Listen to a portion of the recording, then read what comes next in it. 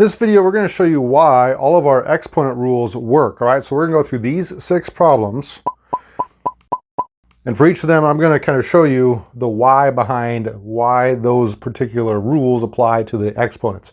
For example, the first one we're going to do here is if I have 2 bases that are the same and they both have exponents, I can add those exponents together. For example, if I have x squared times x to the third, this is going to be x to the fifth.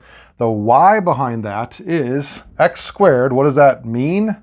Well, this is x times itself. Anything squared is it times itself. And same thing with x to the third, now it's just 3 of those, x times x times x. And if I put the times from the middle in between those, how many x's are there? Well, there's 5, so this is now x to the 5th power. All right, so real quick, let's do 3 examples of this. Remember, if there's a base that doesn't have an exponent, we can think of it as 1 as for the exponent. So this is 3 to the 1st power, 3 to the 1st times 3 to the 4th. Again, I could write this out as 3 times, and there's 4 of these ones. 1, 2, 3, 4. So now this is going to be 3 to the 5th power, and whatever 3 to the 5th is, I think it's 243 would be my answer. All right. The next one is if I have m squared times m to the 6th. Well, again, I'm adding these together. What is negative 2 plus 6? It's 4. So this would be m to the 4th. And I can't solve this one because we don't know what m is, so I have to leave my answer like that. And similarly for this last one, 2x squared times x to the 7th. Now notice here, the x is the only thing with exponents. This 2 is just going to stay 2 in my answer, but I have 2 x's and 7 x's. That's a total of 9 x's. So this will be x to the 9th. The 2 does come with it along in the answer. Let's try another rule. All right, the next rule is if I have a power raised to a power. So for example, a raised to the m, all raised to the n. This is now going to be a raised to the m times n. So those exponents are going to be multiplied. The reason why this one works, let's use one with numbers so we can kind of visualize it better. Remember, if I have an exponent, that means that there's that many of whatever we're raising that exponent to, or that many bases. In this case, the base is like x squared. So I have 1 x squared, another x squared. I'm going to have 4 of them, x squared and x squared. And now we can apply that last rule, which says that if I have all these being multiplied, I can just add up the exponents. So I have 2, 4, 6, 8 of these. So I get x to the 8th power. All right, if you don't like that, you can even take this further and get this is x times x, and you'd end up with 8 of those x's. So a couple quick ones, for example here, 2 squared all raised to the 3rd. This is going to be 2 to the 6th if I multiply those. And 2 to the 6th, 2, 4, 8, 16, 32, and 64. I almost stopped short there. So we get 64 for our answer on that one. And then m to the 3rd all raised to the 12th. This one can just be left as m to the 36th because we don't know what the m is. All right, let's try another rule. All right, this next rule is going to be pretty important for the next few rules that we're going to do, so you want to pay attention on this one. It's going to be when you have division with the same base on the top and the bottom. What you're going to do here is you're going to subtract. So here it says n to the 5th over n squared equals n to the 5 minus 2. So take the top minus the bottom, and of course that's n to the 3rd power. But why does that work? If you come over here, the reason why is, remember, n to the 5th is like saying that there's 5 n's being multiplied, and on the bottom there's 2 n times n. And here, if you know anything about canceling, if you have one on the top and one on the bottom, those will cancel, and there's how many left? Well, there's 3, and where are they? They are on the top. So really this answer, n to the 3rd, is the same thing as saying n to the 3rd over 1, but we don't need to write the 1. Same thing if I were to have like the number 4, that's the same thing as saying 4 over 1, but we usually don't write that unless we need it for some math operation. Here we don't need it because all the n's on the bottom are gone, and so my answer is just n to the 3rd. All right, it also works with negatives. Okay, so here, what I would do is I would say you could do it both ways. We'll talk about when to use both ways, but what you might want to do as a little shortcut, I guess, is where's your biggest one? Well, a positive number is bigger than a negative number. So my bigger one's on the bottom, and so I would say this is now x to the 4 minus, and then I can do the top, which is negative 2. And I need a placeholder on the top, so we can put 1. And so this would be 1 over x to the 6th. Right? Same thing, I want to do this one 2 different ways, and the second way is going to lead into our next rule. But the first way, again, the bigger one's on the bottom, so I would put a placeholder on top, and I would say this is now x to the 8 minus 6, which of course is just 1 over x to the second power, and that is my answer. If I did it the other way, 6 minus 8, this would be x to the, I'll write it out, 6 minus 8, which of course is x to the negative 2. And these two things are equivalent. However, there's a problem with that, and that's going to lead us into our next rule. All right, like I was saying, we're going to use that last example here in just a second, but this next rule is whenever I have a negative exponent, that can't be my final answer. And so I have to change that somehow, and so it's acceptable to the teacher or whoever's grading your assignment. Here, if I have a to the negative m, what we're really going to do here is we're going to flip this to the other side of the fraction. Again, you might not think of this as a fraction, but remember, anything can be written over 1. And so here, I'm flipping it to the other side of the fraction, and when I do that, it now becomes positive. Why? Why does that work? Well, if I go back to that last example, we just said that x to the 6th over x to the 8th is the same thing as saying x to the 6 minus 8, which of course is x to the negative 2.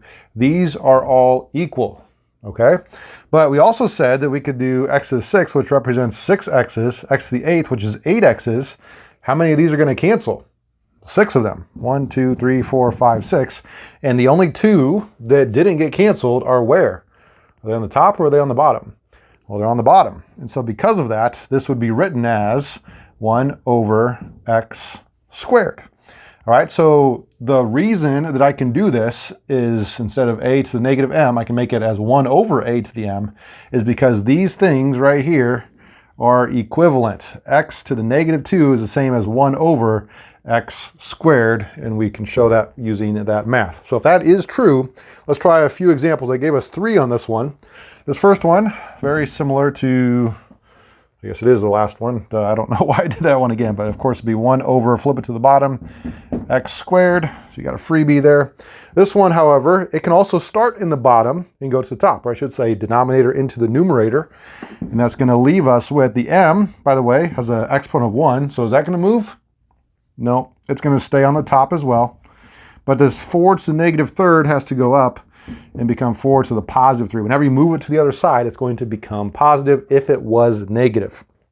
There's maybe a few instances where you want to switch to the other side to make your math easier. If it was positive, you can make it negative, but I would suggest if it's negative, move it to make it positive. Now, this one, it can simplify a little bit further. 4 to the third is 64. And typically, you write your numbers first. So I would say instead of m times 64, I'm going to say 64 times m. And there's nothing left in the denominator since we moved it out. So I'm going to leave my answer like that. This one, they're both negative, but one's an x and one's a y. Those are not the same base, so be careful.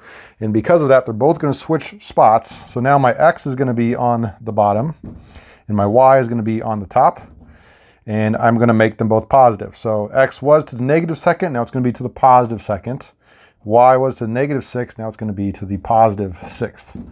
I can leave my answer like that. This next rule has to deal with when we have a quantity all raised to a certain exponent. All right, so here, for example, a times b all raised to the m is going to be a to the m times b to the m.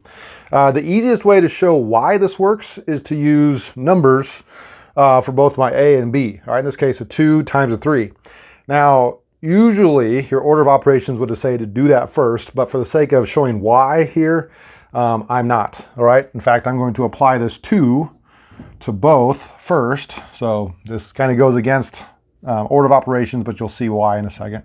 So we have 2 squared and then times 3 squared. All right, oops, times 3 squared. And that, of course, would be 4 times 3 squared is 9. And this would give me 36, all right? Now, what if I did use order of operations? Would I get the same thing?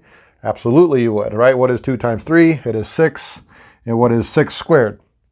36. All right, so that is why this rule works for you to kind of split up these, or to kind of apply it to both of your bases on the inside. Now, I will say typically this rule is used not with numbers, but with numbers and letters kind of combined together.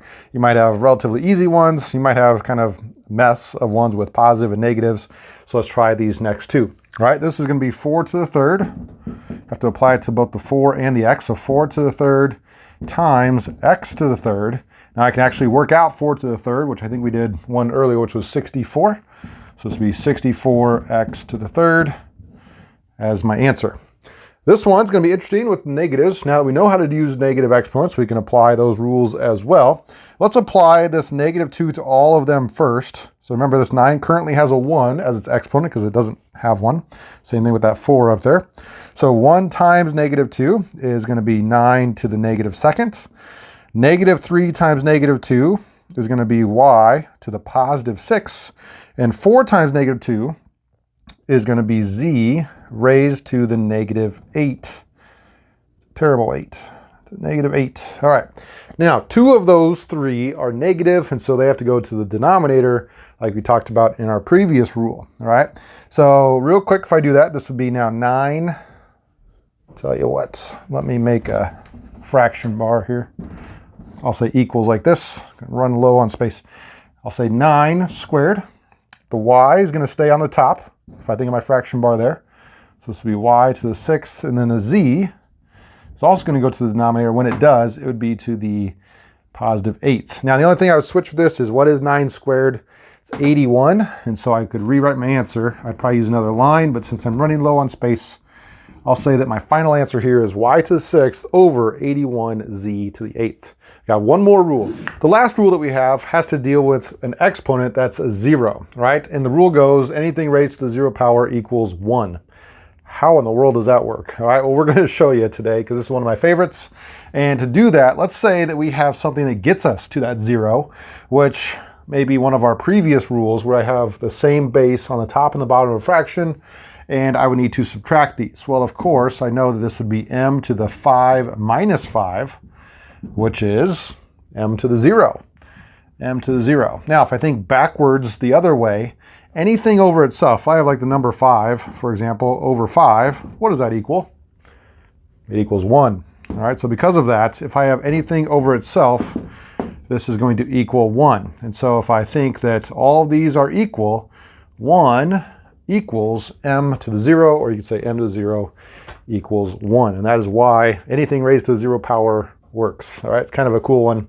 So if I have a bunch of mess inside here, I don't even have to think about this at all. I just know that it's all raised to the 0. My answer is 1. But what if you have parts that maybe are raised to the 0, but the whole thing is raised to something else? Well, here you have to kind of work through it piece by piece. Let's do that. All right. I'm going to work with the inside first. So let's see, I have a y on the top and the bottom and a z on the top and the bottom. Let's see if we can mess with those first. This would give me 2. I'm still going to have my x to the 0. The y squared and y to the 0. Well, which one's bigger? 0 is actually bigger. Anything that's not negative is bigger than something that is negative. So on the bottom, I would say this would be y to the 0 minus a -2, which is y to the +2. Same thing here. Which one's bigger, 4 or 1? Well, 4 is, and so this would be 4 minus 1. So on top, I would say z to the 3rd. However, this is all raised to the -1. All right, because of that, I need to apply this -1 to each here. So this is now 2 to the -1. 0 times -1 is still 0. 3 times -1 is -3. And 2 to the -1 is -2. All right, now I have a bunch more negatives I need to flip and flop. However, I also have this x to the 0, which I can replace right now. It's supposed to be a dry erase marker. I can replace with times 1. So it's all being multiplied by 1. And that 1 is going to stay on the top there. The 2 to the -1 is going to go to the bottom. So I like to kind of cross these out as I work with them. The -3 is going to go to the bottom for my z. Z to the +3 now. And then on the top, y to the -2 is going to go up and become y squared. All right, now, is 1 times y squared the same as just y squared? Yes, it is, so you don't really need that 1. If you have that, your teacher probably will be okay with it. But I would leave my final answer for this one as y squared over 2z to the 3rd. And those are all your exponent rules. If you want more challenging problems like this last one we did, you're kind of working through and you have to mess with all those different exponents, you can check out this video right here.